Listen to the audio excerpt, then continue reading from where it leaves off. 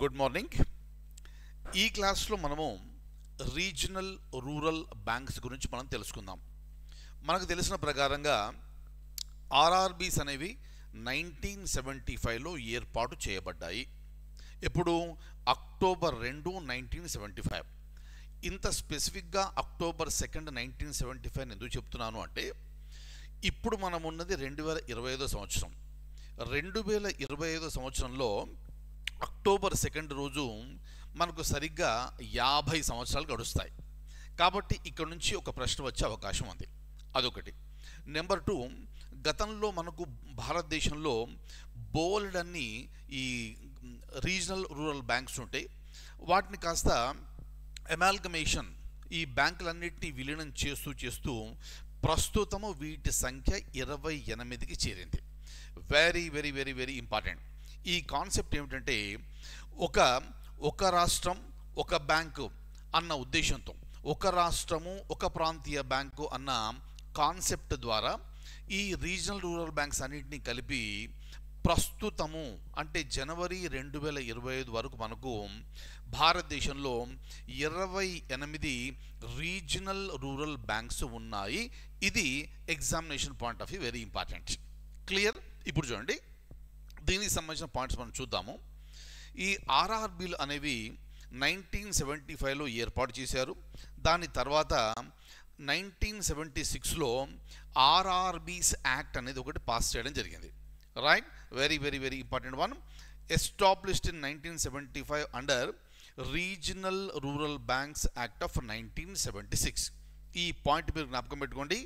Establish చేసింది ఇప్పుడు October 2, 1975. డేట్తో సహా అడిగే అవకాశం ఉంది. ఎందుకంటే ఈ సంవత్సరం అక్టోబర్ 2, 2025 కంతా 50 సంవత్సరాలు పూర్తి చేసుకుంటుంది. కాబట్టి అడిగే అవకాశం ఉంది. అలాగే ఈ బ్యాంకులన్నీ కూడా ఫైనాన్స్ మినిస్ట్రీ ఆధ్వర్యంలో పనిచేస్తాయి. క్లియర్? సెంట్రల్ ఫైనాన్స్ మినిస్ట్రీ ఆధ్వర్యంలో పనిచేస్తాయి. అయితే మనం ఇక్కడ గమనించాల్సిన విషయం ఏమిటంటే, ఇక్కడ చూడండి, 50:35:15. ఇది ఎగ్జామినేషన్ పాయింట్ ఆఫ్ వ్యూ మీరు జ్ఞాపకం పెట్టుకోండి. అంటే మీరు ఎక్కడ రీజనల్ రూరల్ బ్యాంక్ చూసినా కూడా దాంట్లో 50% గవర్నమెంట్ ఆఫ్ ఇండియా వాటా ఉంటే, ఏ రాష్ట్రంలో అయితే ఆ బ్యాంక్ ఉందో ఆ బ్యాంకుకు సంబంధించి ఆ రాష్ట్ర ప్రభుత్వం యొక్క వాటా 15. 50% వాటా కేంద్ర ప్రభుత్వానిది, 15% వాటా రాష్ట్ర ప్రభుత్వానిది. మిగిలింది ఎంత? 50 + 15 65, మిగిలింది 35. ఆ 35% వాటా ఎవరిది అంటే sponsored bank. Very very very very very important. So ఎగ్జామినేషన్లో అడుగుతారు, రీజనల్ రూరల్ బ్యాంక్స్కి సంబంధించి భారత ప్రభుత్వ స్పాన్సర్డ్ బ్యాంక్ అలాగే రాష్ట్ర ప్రభుత్వం యొక్క వాటా ఎంత అంటే 50:35:15. Very very very important. Just మీరు జ్ఞాపకం పెట్టుకోవాల్సింది 50:15 జ్ఞాపకం పెట్టుకోండి. 50% వాటా కేంద్ర ప్రభుత్వానిది అయితే, 15% వాటా రాష్ట్ర ప్రభుత్వానిది అయితే, మిగిలిన 35% వాటా స్పాన్సర్డ్ బ్యాంక్ది. క్లియర్? సో ఎగ్జాంపుల్స్ ఈ బ్యాంకులకు సంబంధించి ఈ విధంగా ఉన్నాయి. రైట్? అలాగే ఈ ఆర్ఆర్బీస్ గురించి నేను గత క్లాస్లో చెప్పిన పాయింట్స్ అన్నీ రివైజ్ చేసుకోండి ఒకసారి. ఇక examination point of view important ఏమిటంటే, ఆర్ఆర్బీలు అనేవి 1975లో ఏర్పాటు చేశారని మనం చెప్పాం, అక్టోబర్ 2.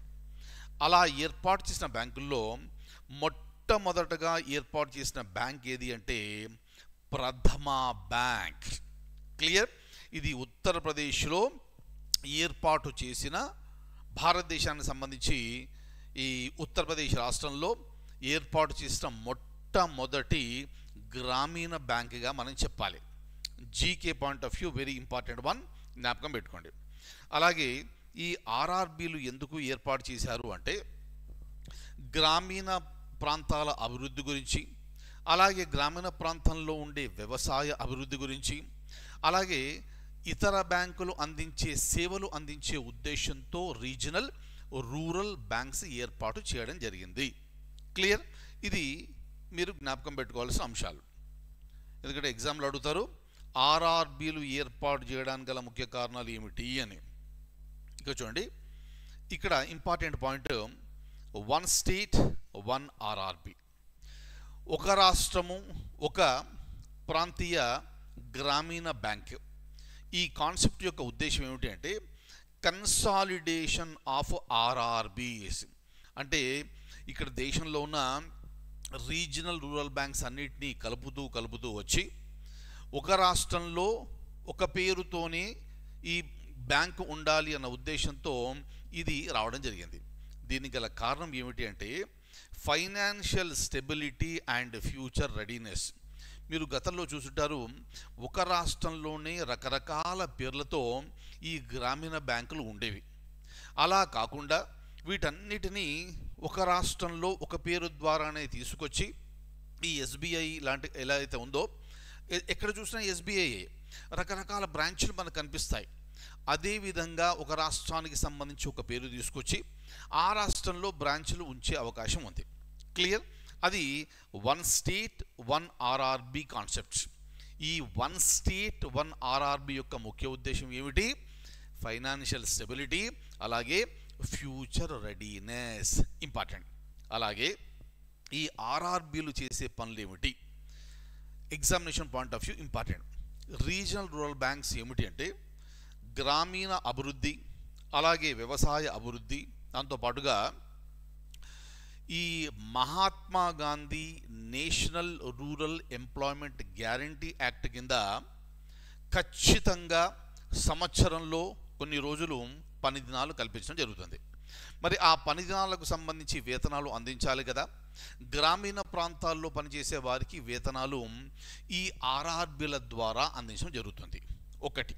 నెంబర్ 2, గ్రామీణ ప్రాంతాల్లో ఉండే వ్యక్తులకు సంబంధించిన పెన్షన్లు కూడా ఈ బ్యాంకు నుంచి ఇస్తారు. అంతేకాకుండా ఇతరత్ర బ్యాంకులు అందించే సేవలు కూడా ఆర్ఆర్బీల ద్వారా అందించబడతాయి. క్లియర్?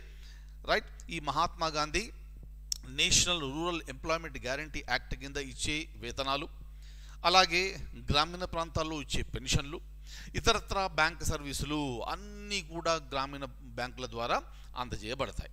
అయితే ఈ ఆర్ఆర్బీలకు సంబంధించి కన్సాలిడేషన్, ఈ ఆర్ఆర్బీలు మరీ ఎక్కువైపోయాయి కదా, రకరకాల పేర్లతో ఉన్నాయి కదా, వీటిని కన్సాలిడేట్ చేయాలి అన్న ఆలోచన అన్న ప్రక్రియ 2004-2005 సంవత్సరంలో మొదలైంది.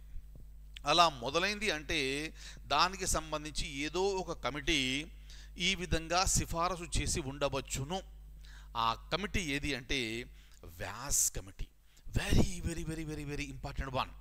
ఇప్పుడు ఆర్ఆర్బీలు అనేవి ప్రముఖంగా మనకు బాగా వినిపిస్తున్నాయి కాబట్టి, లేటెస్ట్ డెవలప్మెంట్స్ బాగా జరిగాయి కాబట్టి రాబోయే పరీక్షలు అడిగే అవకాశం ఉంది. కాబట్టి జ్ఞాపకం పెట్టుకోండి, ఈ ఆర్ఆర్బీల యొక్క కన్సాలిడేషను, వీటిని విలీనం చేయాలి, వీటి సంఖ్య తగ్గించాలి అని సూచించిన కమిటీ, సిఫారసు చేసిన కమిటీ ఏది అంటే వ్యాస్ కమిటీ. ఏ సంవత్సరంలో చేసింది అంటే 2001. ఈ విలీన ప్రక్రియ, ఎమాల్గమేషన్ ప్రక్రియ ఏ సంవత్సరంలో మొదలైంది అంటే 2004-2005. Very very very very important. అందుకే ఈ 196గా ఉన్న ఈ గ్రామీణ బ్యాంకులు 2021 వచ్చేటప్పటికి 43కు తగ్గిస్తే 43గా ఉన్నవి ప్రస్తుతము అంటే జనవరి 2025కు 28కి తగ్గింది. Very very very very very important one. Very very very very important one. So ప్రస్తుతం భారతదేశంలో ఉన్న ఆర్ఆర్బీల సంఖ్య ఎంత? 28. క్లియర్? సో ఈ అమాల్గమేషన్ సూచించింది ఎవరు? వ్యాస్ కమిటీ. ఏ సంవత్సరము? 2001. ఈ అమాల్గమేషన్ ప్రక్రియ మొదలైంది ఎప్పుడు? 2004-2005 నుంచి మొదలైంది. క్లియర్? ఇవన్నీ కూడా examination point of view important. అలాగే అక్టోబర్ 2, 2025న గోల్డెన్ జూబ్లీ సెలబ్రేషన్స్ అనేవి జరగబోతున్నాయి. ఇది ఒక శుభ సూచకంగా మనము భావించవలేను. Very very very very important one. దయచేసి ఈ పాయింట్స్ జ్ఞాపకం పెట్టుకోండి. ఇది ఆర్ఆర్బీకి సంబంధించిన అంశాలు. నెక్స్ట్ సెషన్లో మనము మరొక బ్యాంక్ గురించి మనం మాట్లాడదాం. Thank you so much. Take very good care.